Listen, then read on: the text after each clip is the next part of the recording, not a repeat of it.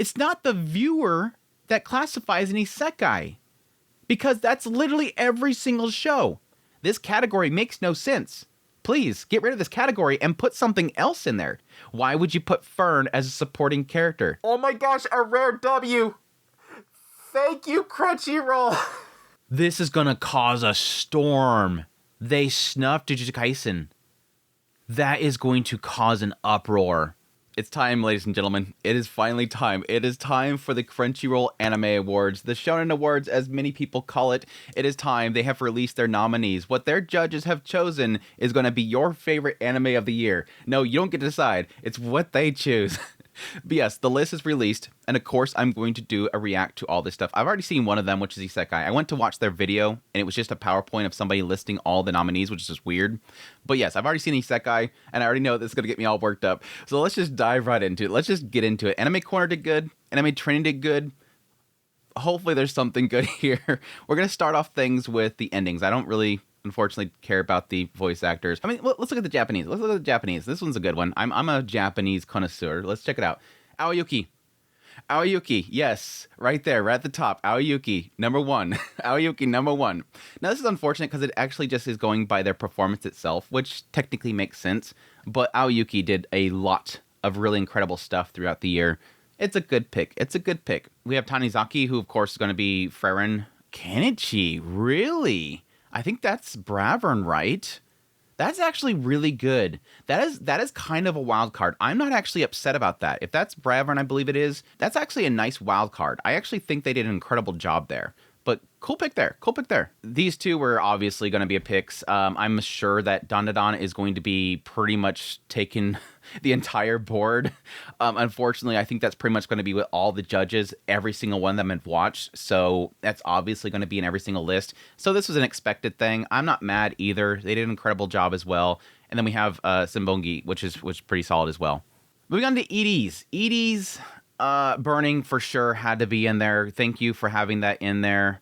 Request, yeah, I'm a fan of it, but I don't know if it's gonna go up there as one of my favorites. I know that I'm already seeing one missing here, and that's Danmachi.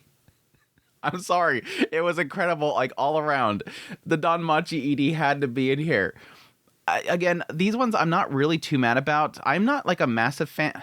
Well, it doesn't stick to me. It doesn't stick to me. The ED for Dandadan doesn't really stick with me. So that one's kind of an oddball there. Again, I think it's just going to be based on popularity. We're going to see this in every single list. Again, I'm not upset about it because I love the show, but that's obviously going to be why it's there. I'm going to probably be weird here, but I wasn't a fan of the ED for Elusive Samurai. I was not a fan. I know it's fun. It is fun, but it's one of those ones where I watched it the first time. I'm like, this is fun. Never watch it again. Never watch it again. It's too much for me. It's too goofy and just not really, it's catchy, but definitely not something I watch over and over again.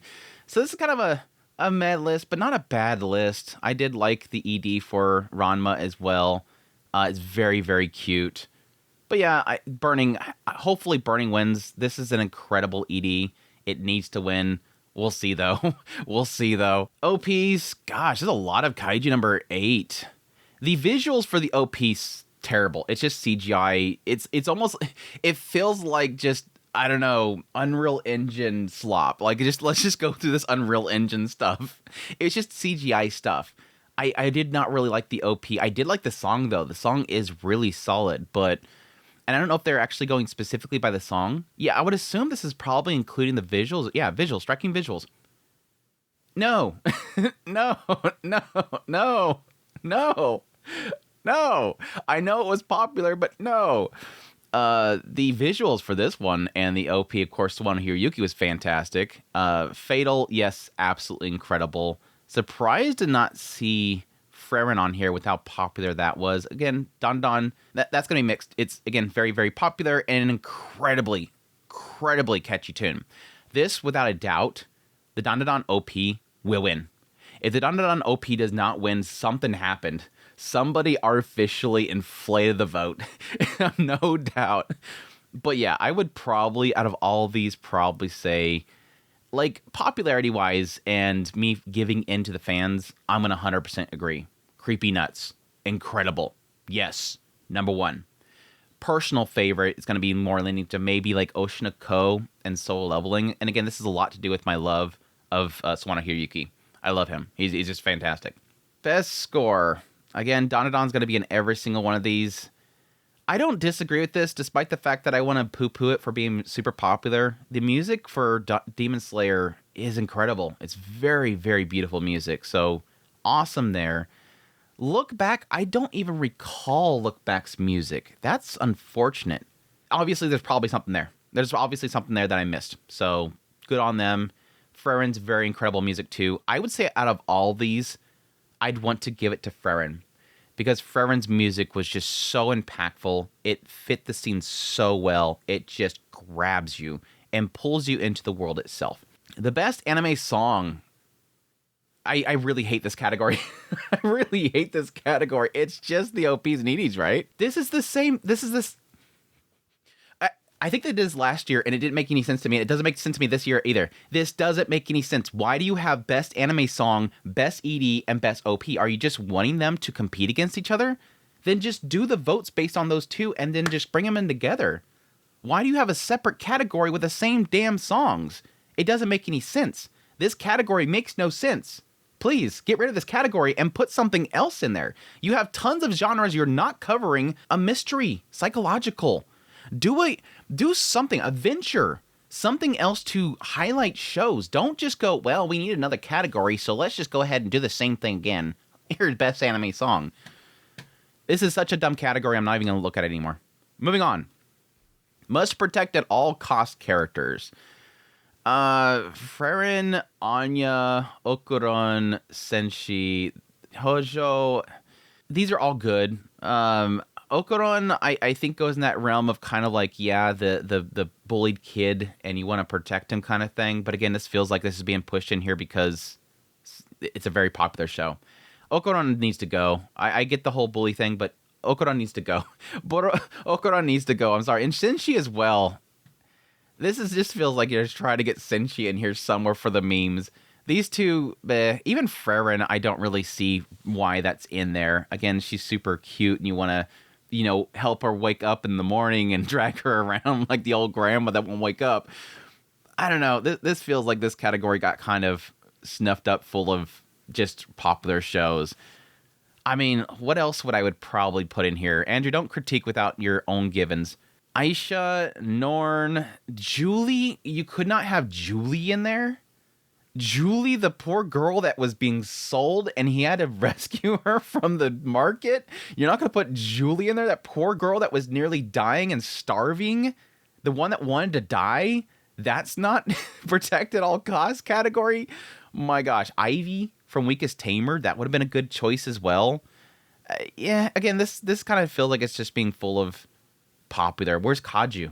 Kaju from Makane? Like, let's take all this memes out of here. Come on. Anyways, I'm getting bitter. Calm down, Andrew. Best supporting characters. This is where it's going to get in that realm of what is a supporting character. This is a difficult one. Like, a Himmel is a supporting character. Yes, it's a character that's not necessarily in the current story and pushing it currently. He is a supporting character. That makes sense. Fern? No. Fern is literally the major focus of most of the show. She's not a supporting character. Why would you put Fern as a supporting character? Even Mal lists Fern as a main character. And Mal gets this stuff wrong sometimes. Even Mal has it as a main character. Fern is not a supporting character. What is wrong with you people? Jinshi is not a supporting character. Okay, I can kind of give Jinshi. He's not always the main focal character. But still, he's literally the major focus. He's even on the cover art. He's on the cover art. Seko, I can give that one. Shinji is not a supporting character. He's on the front cover. He's the focal character of most of the episodes. He's not a supporting character. Turbo Granny, yes, I can kind of give Turbo Granny. Even though technically she becomes a main point of the entire show. Yeah, even Mal lists Seko and Turbo Granny is supporting. But again, they kind of get that stuff wrong. But I kind of struggle with Turbo Granny. Seko makes sense. But yeah, Senshi, Fern, and Jinshi, these are not supporting characters. These are not supporting characters. Again, I think you're just trying to figure out reason to put Shinji in here for the memes. For the supporting characters, of these ones that I would actually choose that are actually supporting characters, Himmel. I'll go Himmel. He's a good boy. I really like Turbo Granny, though, just for the fact that just there's so much conflict there. Anyways, best main character. Let's see if they put any supporting characters in the main character category. Sung, wow. I'm surprised I'm not seeing a whole bunch of Soul Leveling so far. I'm actually seeing, it feels like I'm seeing more Kaiju number 8 than Soul Leveling. Again, expect to see, this is going to be the entire thing. This is going to be the Dandadan Awards, which again, I don't blame them. Surprised to see Mamo that high, because Mamo I feel like was kind of missing from a lot of the other awards ceremonies, which technically makes sense. It's going to be a lot more, again, as per usual, with how many of the judges are just mainstream publications. These are going to be the shows they watch. This is all they watch, is the main shows that the majority of the populace, not anime fans, the populace is watching. And so, yes, I can see them being gravitated towards something like this that feels a lot more easier to accept. It doesn't have that anime questionable stuff in it, so it's a lot more easier to consume. But yeah, I think of all of these, the one that'll probably win... Ooh, this is a difficult one. I think the popular vote would probably go to Sung. But there's a chance it could go to frieren. I don't think Momo or Okuron will win because I think the vote's going to be split there. I think the judges kind of shoot themselves in the foot by having these two on here because the fans of Dandadan is going to be split here. I think a majority of them might go for Momo, ? I don't know. I think Momo would get a majority of it, but people really love Okuron. It could go Okuron. But yeah, this is a toughie, which one would actually win between Sung and frieren. I think it'll probably be Sung in the end. I mean, just based on actual like ratings on Crunchyroll, Soul Leveling is like above and beyond. Like it's insanely above everything else. So I could definitely see like a clean sweep of Soul Leveling stuff here. But I do kind of wonder here.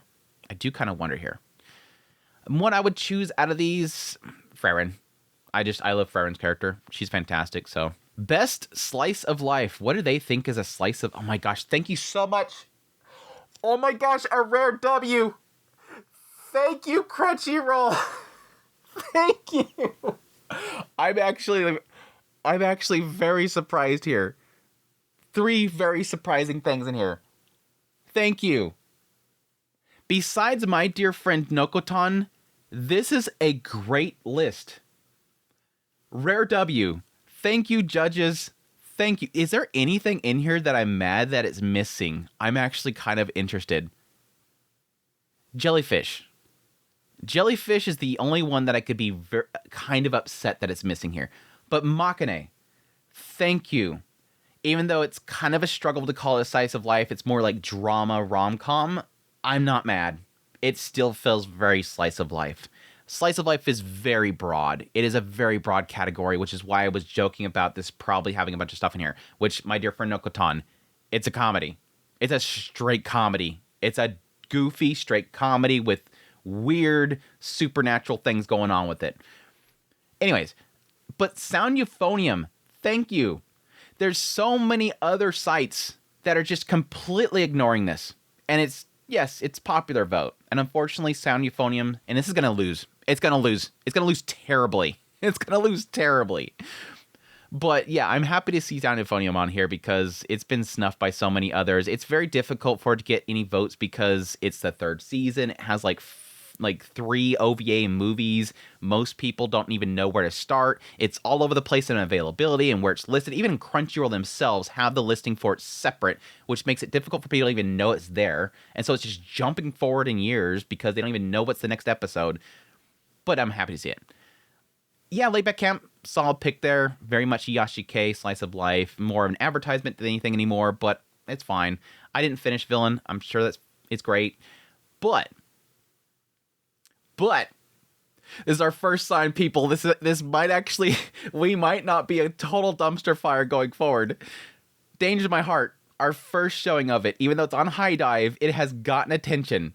It's been put in the list. Thank you so much, judges. I'm sorry for all the negativity I've had you so far. You put Dangers in there. Thank you. Even though it's hard to call it a slice of life, it's more, again, romance, drama. It's definitely heavy on the slice of life. So it's still in that category for me. It's fine. And I'm happy to see it there. Happy to see it there. So freaking fantastic. Good stuff. What I would pick out of all these, slice of life. Again, getting to the crux of what a slice of life is and ignoring comedy and drama and all that other stuff. Saneuphonium, probably. I think that was, my number one in mine. I had Makane right behind it, like at its heels. I find this more heavier in the romance and the comedy aspects, but yeah, that's cool. Cool stuff. Drama. Let's see if we can keep up this hype in me. Keep this hype up in me. And again, you put it back there and you're missing it here, but this is where dangers should be. You should have dangers over here. Pluto, I guess, Pluto was Pluto last year? Oh, that was a late 2023. Okay. I've already forgotten that, yes, this is technically including fall 2023 because they did that stupid fall to fall thing and now they're trying to fix that. So yes, technically this does fit in the list. I almost wish Apothecary Dyers would win here because it kind of fits the category a lot more. Frieren technically does fit in the drama category, but it's very hard to pick it there because it's so heavy at the fantasy and other elements. But I'm not mad either. Of these, I would probably personally, which one did I choose for drama? Yeah, I went Oshinoko. Oshinoko, I think, would be probably the best pick here. But these are solid ones right here. I'm very mixed on these ones, but they technically fit. Not a bad list. Not a bad list. Now, Isekai. Okay, let's start with the positive. Let's open up positively. Yes. Re:Zero. Yes. Mushoku Tensei. Yes. Konosuba. Yes. Reincarnated Slime, even though I think it's easily its weakest season overall. These three, great picks. Great picks, and yes, this is an Isekai.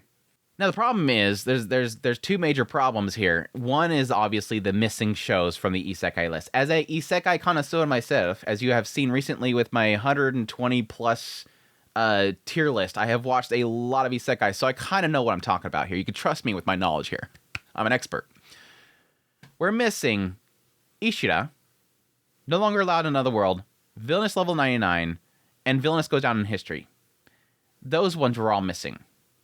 And what we're replacing those with, which I understand Ishida. It's on Hulu. Nobody watched it. Unfortunately, because it's on Hulu, nobody watched it. If you did watch it, you'd probably see that it's got a lot of potential in that show. A lot of potential. It's very interesting. Even putting that aside, No Longer Allowed in Another World and Villainous Level 99, those were hilarious and great shows on their own. Instead, we have Shangri-La Frontier Season 2. I personally didn't watch Season 2, and I'm not saying anything based on the show itself, because I had a lot of fun watching the first season. It's just, it didn't have enough for me. It was fun, just didn't have anything else for me to chew on. Now, Season 2, they could get isekai'd, so I could be completely wrong here. And you're welcome to correct me in the comments that, yes, they got trapped at some point, or yes, they got transported at some point, or they found out that something's in there that shouldn't be in there. But for now, it's not isekai. It's a game. It's a VR MMO game. Where's Gun-Gale Online? Put Gun-Gale Online here. Put a bunch of video game shows in here. That's not isekai. It feels isekai, and so I'm assuming that's why they chose it. And plus, they're not going to go out of their way to watch Ishida. It's fine. Whatever. Suicide Squad Isekai, it's popular, I guess. I think with Suicide Squad Isekai, I think this is in here because everybody watched it. I don't think anybody genuinely liked it. I mean, they could genuinely like it. But it's probably one of those aspects that when this was announced with Studio Suicide Squad, a lot of mainstream people watched it. This is the show that the populace watched. Not that it's good, and that comes down to the biggest problem with these anime awards in general, is that it comes down to what do the judges watch? What do a big pool of this judges watch? Again, not all of them. A lot of them are good content creators that do watch a lot of this stuff and actually dig into this stuff. But a lot of these people are mainstream people that are mainstream publications that are making articles and whatnot to get clicks and attention. They have to cover the shows that they look online to see what's the most popular shows, and they cover those. They don't look for the Ishidas. They don't look for things that will be, if you get into it, they're actually a lot more compelling, and the storytelling is a lot more deeper. They actually have substance to them. These are popular shows. But even still, glad to see these here. Glad to see Isekai Slime on there, even though, again, I think it's kind of its weakest season. What's the qualifications? The most captivating isekai storytelling transports viewers to fantastical worlds brimming with adventure and intrigue. Viewers? These series are renowned for their imaginative world building, spellbinding. They invite viewers to explore new realms, offering an immersive journey where rules and reality are beautiful. Viewers? That's every show ever. That's every show ever. It's not the viewer that classifies an isekai, because that's literally every single show. Every show you watch will transport you into another world. Sound Euphonium is an isekai, apparently, because it takes you to the world where there's a bunch of girls with thick thighs that play band flutes and stuff. That's not isekai just because it's another world. It's not our world. You can't find those people in real life. Thus, it's a different world. Just because the viewer's watching Sound Euphonium doesn't make an isekai. That is not what isekai... There's reincarnated isekai, and then there's transported isekai. You have to be the character has to be moved somewhere else. A different world. That's what isekai is. You will not find Shangri-La there just because it's a different world the viewer's watching. Because again, I guess IGN made this. I guess IGN wrote that. Because, frieren's isekai, so let's... This is so stupid. It's so stupid. Viewers to fantastical worlds. Sure. Now I don't blame the judge. Now I don't blame the judges. If that's your classification, I don't blame the judges. And this always comes down, and this is my issue with Crunchyroll Anime Awards, even back when I used to judge for it. You gotta control what you're doing. You gotta control the pool. But what I would choose out of these... Oh, it's a toughie. Technically, this would be the first 8 episodes. Technically. It's tough between these two. Mushoku Tensei in that one, and ReZero. I guess my bias pushed me towards Mushoku Tensei, even though I think this was a better adaptation. Even though I haven't read the source material, it just feels like a better adaptation, whereas Mushoku Tensei, they cut a lot of stuff, and they changed a couple things, but I still think it's an incredible season. So many emotional points in there. The thing with Nanahoshi, and the labyrinth itself, and the aftermath of the labyrinth. Yeah, I go Mushoku Tensei. Who we kidding? I got all this crap here with Mushoku Tensei stuff. Anyways, moving on. Best action. Dandadan's winning. This is not even a question. I mean, well, Soul Leveling is probably going to win because of the popular vote, but Dandadan should win. Hands down. Demon Slayer, no. It's a training arc. There's some brief moments of story stuff in there still, but it's a training arc. No. Even though there's a good chance it might still even win. Bleach, I think should as well be up there as well. But for me, it's easy, hands down, Dandadan. I did enjoy Kaiju. I forgot to get back to Windbreaker. I really should have, but yeah. Best comedy. Subjective category that's just completely skewed up here. I am so surprised to see Ranma on here. This must be because it just grabs like the old fans. This has to be like a bunch of like... I don't want to say the word boomer. A bunch of old content creators and journalists that are like, oh, Ranma, it's back. I gotta watch that. I'm happy to see it, by the way, because I love Ranma, and I'm happy with the new season that came out. I think it's a lot more faithful to the original source material, besides it being, yes, not showing as much, but it's a big, long discussion there. Comedy, other than that, Dear Friend Nokotan, no.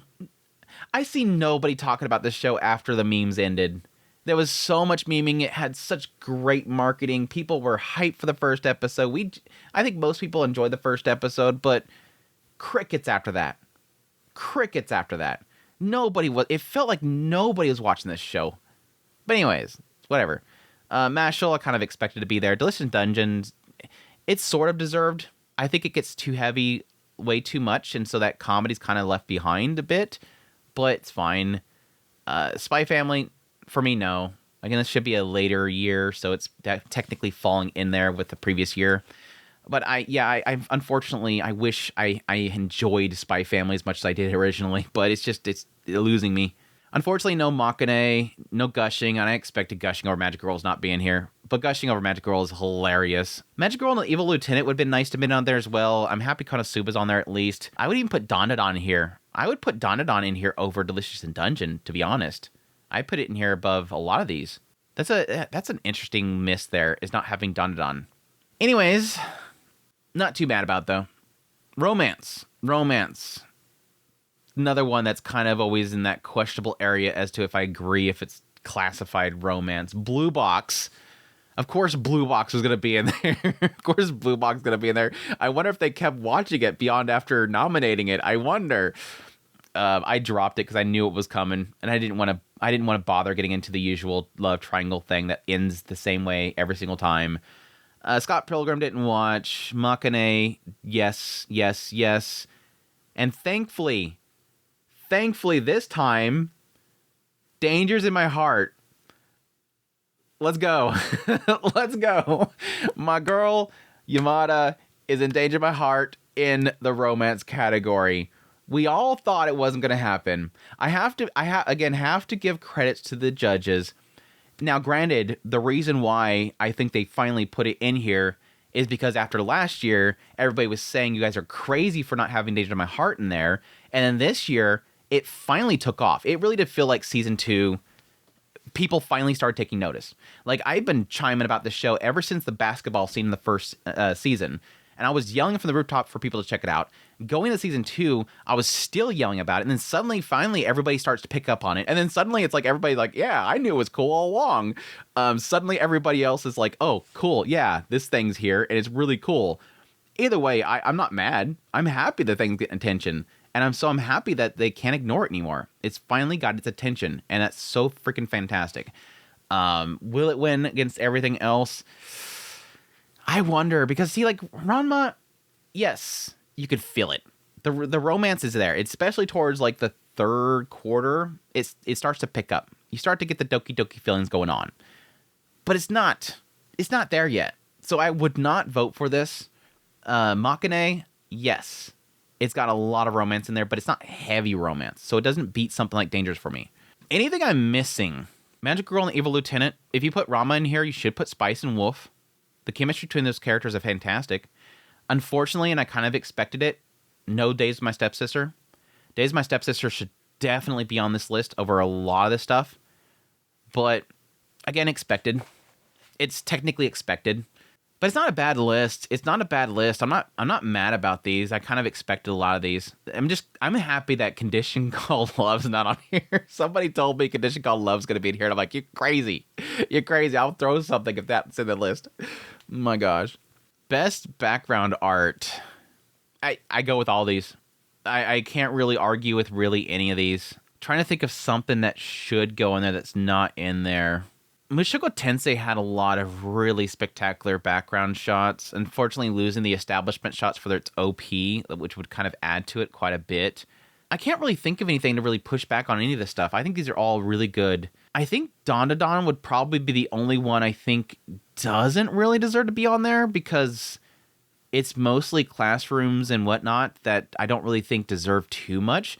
I mean, the utilization and the perspective of a lot of it is really incredible for some shots, but it's not something like I'm going, oh, pause this, I gotta look at this background. No, it's just the scene. It doesn't feel inspired, and I might be misremembering, so I'll admit myself with that one. I think frieren easy. There's some beautiful scenes in that show. Best director. This pretty much comes down to what shows you like in the end. I mean, these are all great. I of course didn't watch this. I struggle with this one. I mean, if you want to say best director because there's some great like choices in that whole story bit. Again, a lot with the backgrounds of some of the characters they got into. But like some of the choices is kind of negative, and it could be attributed to the producers and the idea of some of the stuff just being extended in stupid ways. Like I didn't really double check it, but apparently one of the mangas they like literally made a massive segment out of a page. That doesn't impress me. I don't think there was anything here that I'm like, holy crap, the director here is incredible. Again, a lot of visuals and whatnot that were really well done. That could be a tribute to the director. But nah, not enough. The big miss in this list is obviously Days of My Stepsister. And other award ceremonies acknowledge this, and I give them massive credits for that. I think Anime Trending specifically highlighted them a lot. Days of My Stepsister, what they did with that story was incredible. They really did make each scene feel emotional. Even though nothing's being said, the story's being told in the scene. And I give a massive credit to the directors for that. So I think that's the biggest miss here, is not having Days of My Stepsister. But again, we're not seeing it really anywhere else. So obviously, the judges probably didn't watch it. Which comes out that biggest issue with this entire award ceremony is, are they watching all this stuff to find what's good, or are they just finding the popular stuff? Yatagarasu not being in the list is a massive negative too. Like, that show, directing-wise, was phenomenal. Like, my gosh, it's what sold the show on me. The Monogatari series, Dangers in My Heart would be a big pick here as well. What they did with the manga and adapting it was huge, because I read the manga along with it, and you can definitely see the extra effort that was actually put into the adaptation. I'd probably easily give it to frieren. Like, what he did with this was incredible. Another one that I read the manga alongside of it, and seeing essentially the panels having life breathed into it. It didn't feel like a shot for shot. It felt like they were breathing life into the panels. So I definitely would probably, hands down, give it to frieren here. And unfortunately, I don't think it's going to win against these behemoths. Best character designs. This is just a broad topic. I even hate doing this category myself. I'm not mad about really any of these. If I had to say something that's kind of missing here, maybe Monogatari series. Nothing's really popping in my head like crazy. I did like Aya Sometimes the Highs Are Feelings and Russian. Those character designs were fantastic. I'm not too really picky on this category. It's so broad. Best animation. Now I'll be picky. Best animation. Now I'll be picky. Dandadan, really incredible animation. Delicious Dungeon, amazing animation. frieren, phenomenal animation. Demon Slayer, it's ufotable. It's always going to be amazing. Kaiju number 8, some really great set pieces. Some use of CGI in there, but for the most part, really well done. And Soul Leveling. If I give Soul Leveling anything for the first season, it's animation, obviously. This has got some contenders in here. I think the only thing missing out of here for me, San Euphonium and Makane.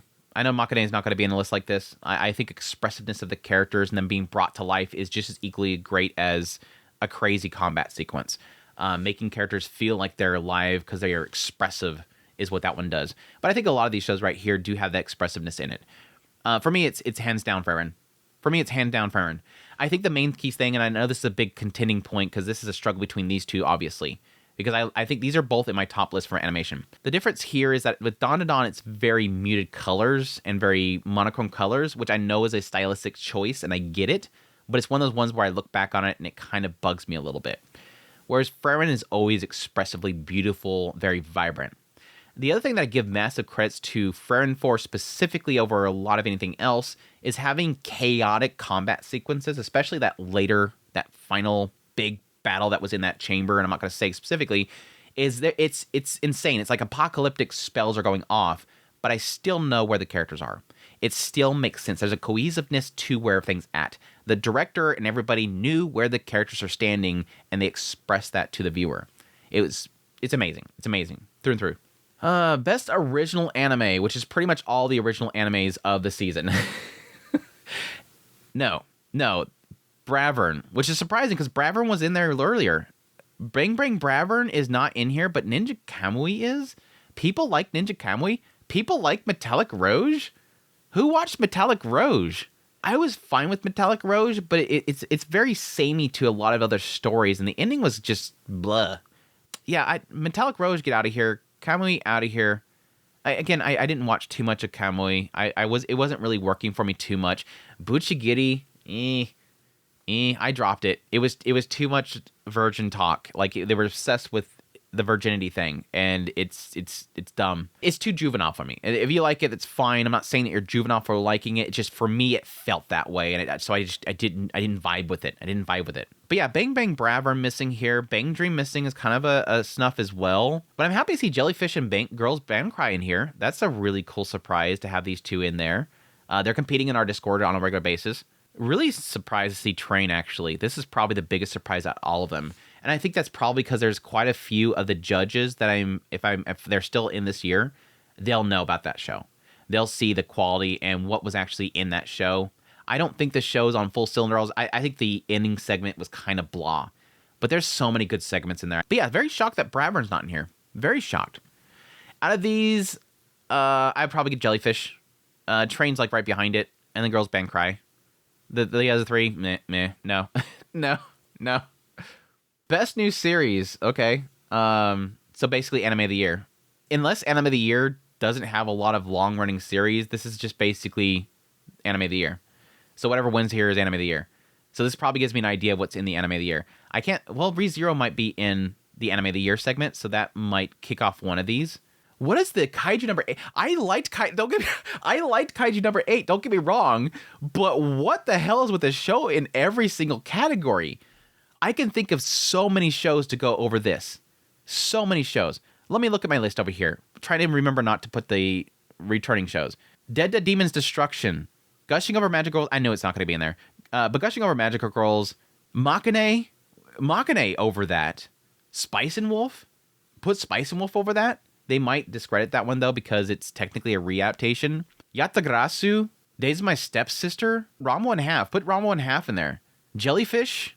I don't know. Whatever. It's a good show, though. It's a very entertaining show. But, of course, I put a lot of those above Soul Leveling, too. The first season. All the things that I just listed would go above Soul Leveling, too. But I know it's super popular, so it's going to be on there. For the new series, though, I'm easy. Frieren. Again, that's going to be my pick if it's in the Anime of the Year as well. Because that was technically under Danger's, my Anime of the Year. Best Continuing Series. Jeez, where's Danger's? One Piece is always going to be in the list. That's great. I know the fandom is great. Demon Slayer, no, get that out of here. Put Danger's in here. My Hero Academia, who's no. I don't know of anybody that's still like super hyped in that series. Spy Family. If you have Spy Family, you have Danger's in here, so that should be in here as well. Oshinoko should be in there as well. I'm not mad about this list. I don't really care too much. Film of the Year. I don't really have too much to say here. Cool picks. Haikyuu. I know a lot of people enjoyed that. Looking back, I enjoyed it. So it definitely is. It's the only one that I can vote for. It's the only one that I can vote for. But yeah, cool picks. And then finally, drum roll. The Anime of the Year nominees. I am so gonna hate this.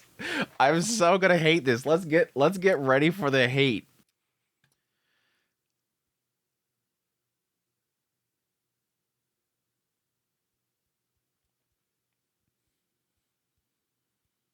It's safe. It's safe. It's good, but it's safe. It's super safe. It is super safe. That's all I can say. It's safe, which is what they're supposed to do. Let's be perfectly honest. That's what the judges are supposed to do. They're supposed to present to people what everybody is watching. That's all they do. Everybody was watching Dandadan. Everybody was watching Frieren. Everybody was watching Soul Leveling. A lot of people were watching Delicious Dungeons. I don't know about Kaiju number 8 and Apothecary Diaries. These are the two I'm not sure about, but they're safe. That's the key thing here. Popular, safe. For me, easy is Frieren. Because, again, my two top is Danger to My Heart, which is really sad that it's not in there. Because that literally is winning awards elsewhere. So, obviously, them picking the most popular, they're missing here. Of course, they're not getting the actual fandom. But Frieren and Dangers are my top two. Past that, nothing here. Past that, nothing there. Apothecary is down here at like my 6th or 7th. But yeah, we're missing Danger to My Heart second season. I know they're not going to put Mushoku Tensei on here. I have that up there as well. Spice and Wolf, absolute miss there. Makane, missing. Oshinoko, season 2, missing. They got Apothecary Diaries. Dead Demons, that's another big miss there as well. But again, these are safe. What I would personally choose to kick out of here to put something else in here, Soul Leveling. But that would cause a massive stir, so I probably wouldn't do it.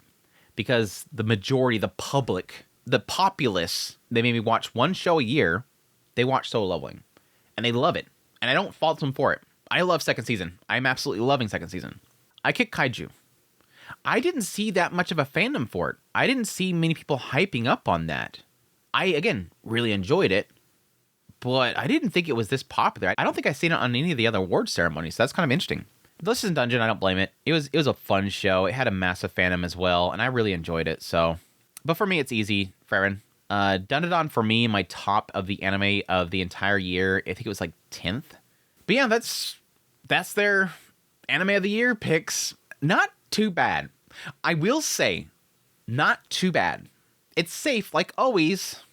And I wish Dangers was in more lists, especially anime of the year. But again, I expect this. I expect it to be snuffed. So I'm happy to see that it at least got attention. And that's it, right? Yeah, that's it. I'm kind of surprised because I thought Jujutsu Kaisen was in fall. Was it not? Am I crazy? I thought Jujutsu Kaisen was in here. It's going to be in the continuing, right? What? What? Jujutsu Kaisen got snuffed? They didn't include it. That's going to be a crap storm. What's the end date? I know it started early. Yeah, December 2023. Whoa. This is going to cause a storm. They snuffed Jujutsu Kaisen. That is going to cause an uproar. I can see them having disincluded it because it was included in the previous years, but that's never stopped them before. They've doubled up on shows that were too core that carried over. Oh, there's going to be...